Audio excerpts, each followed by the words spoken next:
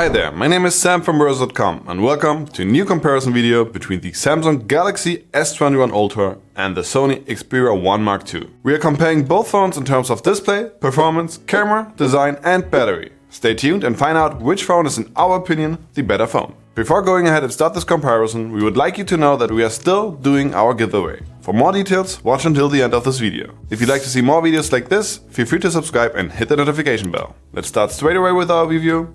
Let the facts speak. Display. The Xperia 1 Mark II has a 6.5-inch cinema wide display, which means it has a 21:9 aspect ratio with a 1644p resolution. It uses a 4K OLED screen which creates crispy sharp images.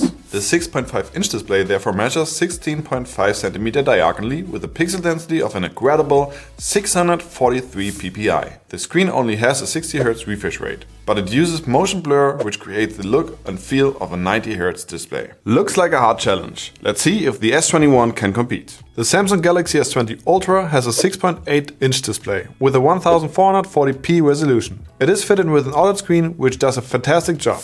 The S21 Ultra measures 17.3 cm diagonally with a pixel density of 515 ppi. The display has an impressive 120 Hz refresh rate with a Quad HD resolution, and it is also downgrading the rate when it's not in use to reduce power consumption. So, the Sony shines with a higher resolution and amazing pixel density, while the Samsung impresses with a higher refresh rate and the power reducing feature. The 120 Hz is setting the new standard and it's such a big thing for most people at the moment, therefore we decided to count this as a draw. Camera. The Sony Xperia 1 Mark II had three main cameras: a 60mm ultra-wide, a 24mm wide angle and a 70mm telephoto camera. Each camera has a resolution of 12 megapixel. The front camera's resolution is 8 megapixel. The Sony Xperia 1 Mark II records 4K videos at a maximum of 60 frames per second. And of course it has image stabilization for video too. Since Sony is manufacturing cameras for a long time now, they should know what they are doing. Let's see what the Galaxy brings to the table. The Samsung Galaxy S20 Ultra has four main cameras: an ultra-wide with 12 megapixel, a wide angle with 108 megapixel and two telephoto cameras with 10 megapixel. The front camera's resolution is 40 megapixel. The Samsung Galaxy S21 Ultra records 8K videos at a maximum of 24 frames per second. And of course it has image stabilization for video too. Both phones have good camera systems, but which one is actually the better system? Let's take it to our camera test and let's find out which one does a better job. Pictures taken with the Samsung Galaxy S21 Ultra are sharp and color rendering is good. The pictures of the Sony Xperia 1 Mark II seem sharp, sometimes a bit too sharp, and color rendering is okay. In case of the front camera, we actually like the Samsung's camera more. The Xperia 1 Mark II has a 3-fold optical and a 3-fold digital zoom feature. The S21 Ultra on the other hand has an epic 10-fold optical and a 100-fold digital zoom. Still, the question stays, what the feature is actually for. Since all the way zoomed in, the pictures are somewhat useless. Okay, so far so good. Now let's switch from photo feature to the video feature to find out which of these two phones takes better videos. The Sony Xperia was only able to shoot slow motion videos with 120 frames per second and 2K mode, which is okay. But compared to the Samsung Galaxy S21 Ultra, which is able to shoot 240 frames per second in HD mode and up to 960 frames per second by digitally enhancing 480 frames per second in HD mode, the 120 frames per second seems like nothing.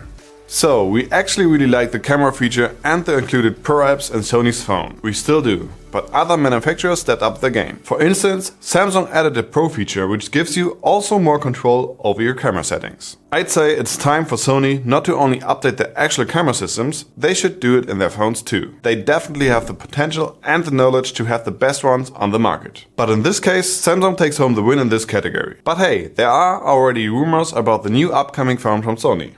Fingers crossed. Performance. The Sony Xperia 1 Mark II has 256GB internal storage capacity. It is equipped with a super-fast Qualcomm Snapdragon 865 chip and has 8GB RAM. Storage capacity can be expanded by up to 1TB.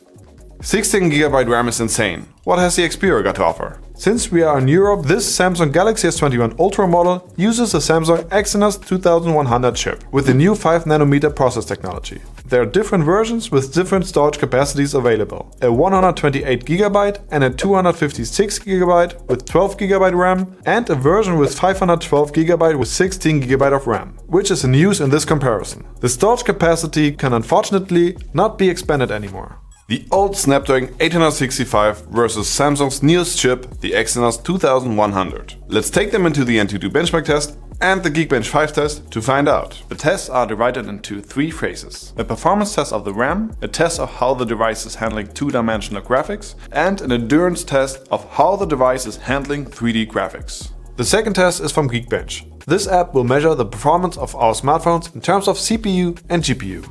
Okay, so even though the Xperia did slightly better in Geekbench's multi-core category, the results in the single-core category and the Antutu benchmark are pretty decisive, making the Samsung with its bigger RAM and newer chip the clear winner of this category. Design.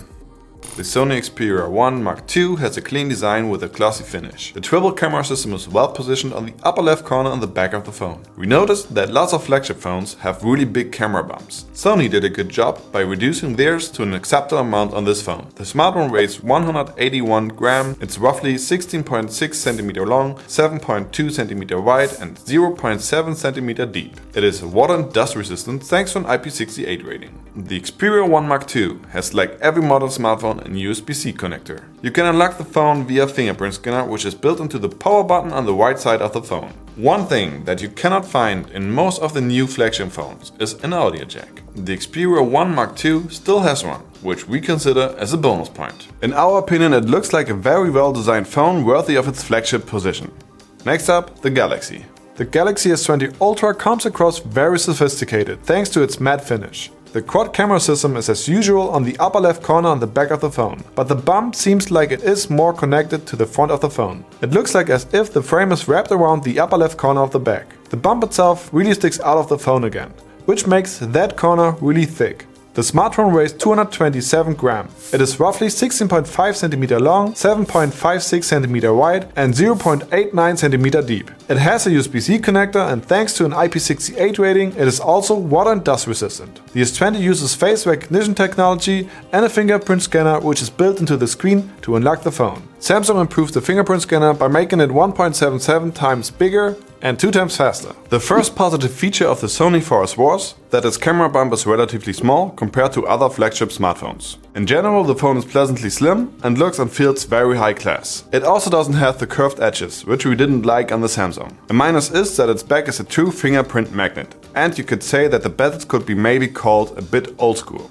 But there is no hole punch notch. Therefore, nothing that distracts you consuming videos or pictures on your device. The Galaxy on the other hand looks like a really clean and robust phone, at least until you turn or tilt it. Generally a really premium quality design, especially with that nice rainbow shine matte metal look. So both are premium quality phones. In the end we gotta choose a winner though. And this time we decided to give the point to the Sony, because we really liked its minimalist design. And yes, we are expecting tons of comments from you guys calling us crazy. My guess is that those comments will be mostly about the bezels on top and bottom of the screen that the Xperia still has. So go ahead and tell us what you think. We can't wait to read your comments. Battery. The Samsung Galaxy Ultra when fully charged has 5000 mAh. On the other hand, the Xperia when fully charged has 4000 mAh. The Galaxy should last longer due to its bigger battery. Let's take them into our day-to-day usage test and see if that's true. Thanks to its newer and better technology combined with a larger battery, the Samsung is able to last almost twice as long as the Xperia, which almost makes us question the suitability of daily use for the Sony. Point for the Galaxy. Conclusion. Before we start the conclusion, let's talk about our giveaway. As we are still a small channel, but we experienced in our opinion a great growth over the last couple months with tons of support from you guys, we really wanted to thank you for that. Therefore, we decided to give you the chance to win these Sony headphones. To take part in this giveaway, click on the link in the description of this video. But before you do that, write a comment and tell us why you think you deserve to get these headphones. And be sure to follow us on Instagram. If you'd like to have more giveaways like that, hit the thumbs up button and subscribe to our channel. Now let's finally find out who the winner is in this video comparison. Let us count the points. In the first category we decided to call it a draw. Sony's phone has one of the best displays, but its weakness is a low refresh rate. A point where the Galaxy definitely has an advantage. The performance point clearly went to the Galaxy, since the S21 Ultra has got a high amount of GB RAM and the newest technology processor. In terms of the camera system, the point also went to the S21. The overall camera performance was better than Sony's.